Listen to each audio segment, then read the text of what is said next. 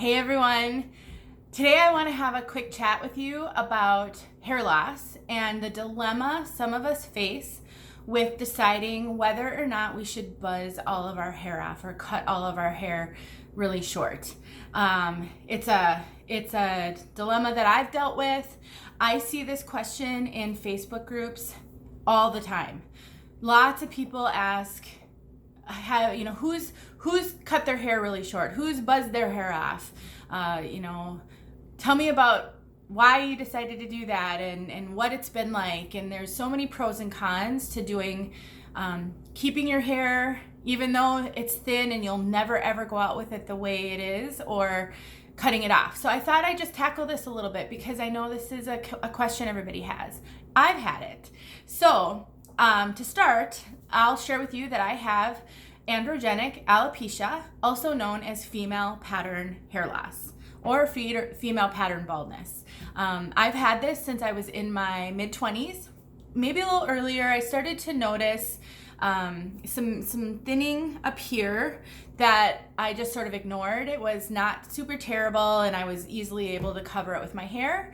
But as I progressed through my 20s, I really started to notice that my hair was thinning a little bit more and more each year. I had my oldest child when I was 27, and after he was born, the shedding I experienced was super excessive, and my hair didn't seem to fully come back after that.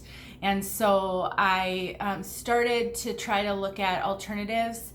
I did try a bonded piece back then, and I know I say my first wig purchase, my first helper hair was just a year ago. Technically, I did try a bonded human hair piece about 20 years ago, and it was a disaster. It lasted a few months. It was a real disaster. So when I think about helper hair, I don't really consider that because it turned me off of any kind of wig or helper hair for 20 years. And so I did try that though, and after that is when I got a scalp biopsy. So I hadn't actually gone to the doctor to try to be diagnosed with anything. I just assumed, I don't know what I assumed. I just wanted to fix it. And so after that is when I went to the dermatologist and they did a scalp biopsy, and then they didn't even tell me it was called androgenic alopecia back then. They just told me I had female pattern hair loss, and I could try Rogaine, I could try whatever I wanted to try. Basically, they left me on my own. They didn't give me any real solutions. And so I did try Rogaine for a while. I tried the maximum strength male Rogaine. I went to a place that did laser therapy on my scalp and gave me all kinds of tonics to put on my hair. I'd have to put something on in the shower. I'd have to put something on every morning. I'd have to put these different tonics on my head every night. And I did that for a couple of months. I can't remember how long. And my hair did grow back some. It got thicker. I definitely noticed less scalp. It did seem to be working. It was extremely expensive and very time consuming because I had to go there every week in the beginning, and it was like a 40-minute drive from where I lived. And then I think I could go like every 2 weeks at some point, but it was time intensive. It was definitely very expensive. It's not something that could have been sustained, especially the way my life went back then, and with some real challenges that I was having financially and otherwise. So are there things out there that could help you grow back your hair? Maybe, but from what I've seen, a lot of women will say that those things, if they work, they're marginal and you have to continue to do them. You can never stop. And so that wasn't a solution for me. I wasn't able to do that. So anyway, fast forward to present day. About 5 years ago, my hair loss got so bad that I started to really worry. I mean, it had been bad. I've been hiding a topic for years, but I was still able to really kind of get by. I was able to style my hair in a way that really hit it. But then 5 years ago, 4 years ago, 3 years ago, I started to really worry. It was starting to get bad enough that I didn't know what I was going to do when I couldn't hide it anymore. And then about 2 years ago, 2 to 3 years ago, I started to wear headbands every single day. The thick cloth headbands every day because it was so bad up front here. And you can see I have hardly any hair in the front. It's why I don't wear toppers, because I just don't have hair to clip it onto, in the front especially, but even on the sides, it's so fine. And then I don't have hair to blend. It's just, I'm sure I know people use powders and sprays and, you know, all of this stuff, but it's so much work. And I just don't feel, in my scalp from the alopecia, my scalp is really tender. It actually has been super tender my whole life. And I remember I had a best friend who would do my hair. We used to be cashiers at a grocery store together, and then she went and got her cosmetologist license, and she used to like tell me I had the most sensitive scalp of anybody that she ever worked with. She had to be so careful combing out my hair before she would cut it. And so the clips just really hurt. So toppers were out. But this was even before I discovered toppers. So I would wear headbands, and then I would curl or do something with all of this cotton candy fluff. You know what I mean? If you've got hair loss, the rest of your hair just starts to change texture. And so I would put the headband in, I would get all of this part, it was a lot longer, as big as I could. I would clip it up, and then I would try to be like a poof of hair up here, just to try to hide that. I did that every single day. And the reason I grew my hair out longer than it is today was just so I had some more hair to make it look like more when I had it all like fluffy. So about a year ago, that was not working as well for me anymore. So I started looking into some other options, discovered a topper first, then discovered wigs. Now, here we are today, and let me just show you the hair loss that I'm dealing with. You could see it on the top here. It really started on the top. It seems to be progressing more toward the sides.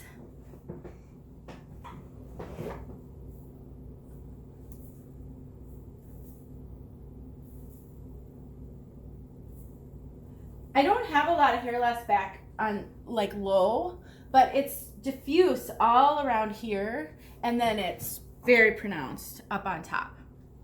So that's where we come to cutting it all off. So up until about 6 months ago, I still had a lot of the length that I had been maintaining, and I decided to just cut that off because the ponytail that it made is so sad and pathetic. All of you can relate to that. And so I did chop it to like about this length or so, just to make it easier because I wear it up under wigs all the time.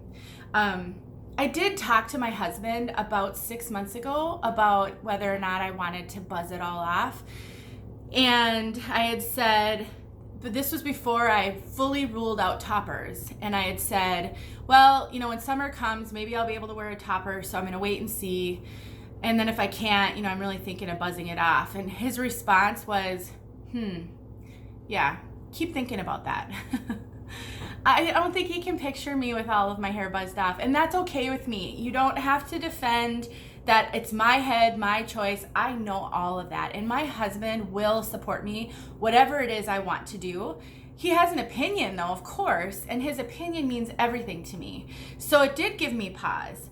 And as I was thinking about it, I realized for me, I don't think buzzing my hair, at least right now, is an option, because I like to have a baby pony in the back for the wig, the nape of the wig to bump up against. It eliminates some of the riding up on my head that wigs can do, and I don't like wearing wig grips.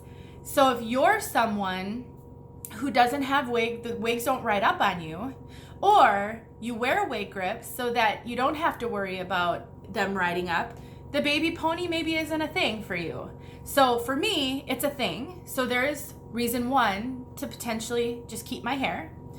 Another reason to keep my hair is I don't tend to have great coverage on wigs in this area, and I do like to pull out a little bit of my bio hair on the sides and try to blend them occasionally with wigs. I don't do it all the time, but I do it some of the time. So having some bio hair there can be helpful to do that.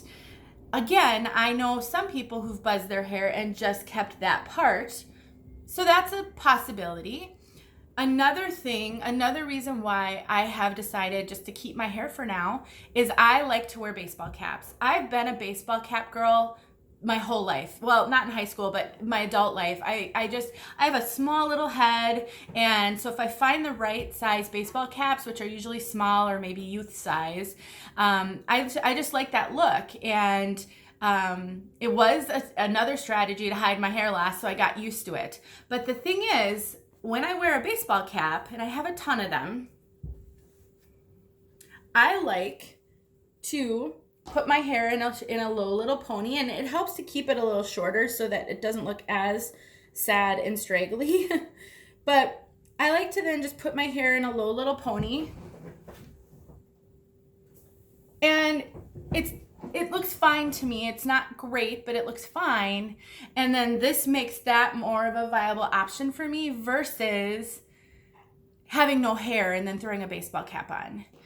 So for me, those are some really good reasons to not buzz all of my hair off right now. I'll tell you guys though, I do think about it when I'm dealing with it underneath a wig. Sometimes wigs can get a little itchy if my hair is starting to get all bunched up under there. I don't know if shaving my hair off would help with that or not. Just dealing with the low pony, sometimes I have to adjust it multiple times because I put it in a low like bun, and then sometimes the little hairs on the side, if I do it too tight or I don't do it quite right, they start to pull. And with my sensitive scalp, any hair pulling is very noticeable to me.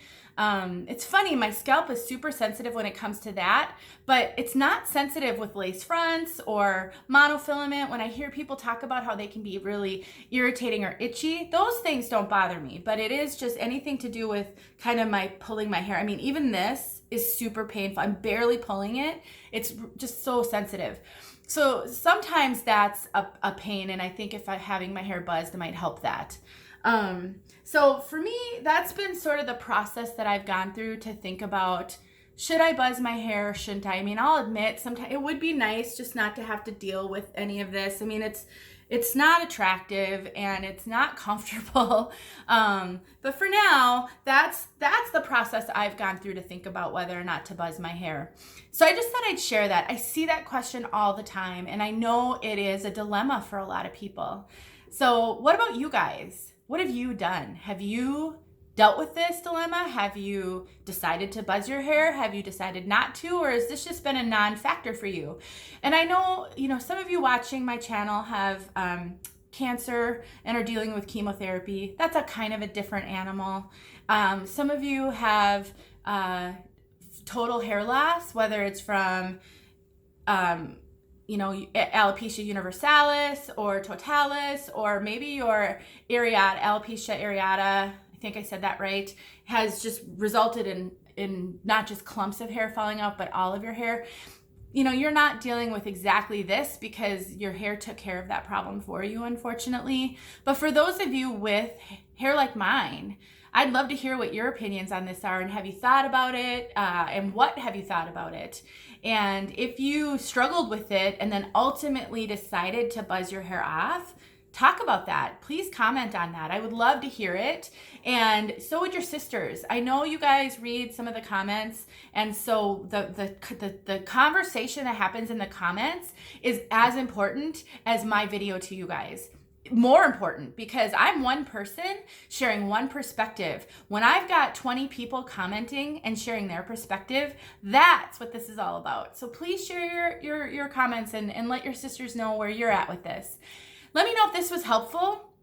And if you want to have more conversations like this about hair loss. I don't know if I have a lot to offer, but I can certainly ask questions of people, and I can do some research, and I can share what people are telling me if you think that would be helpful. Thanks for watching, you guys, and I'll talk to you soon.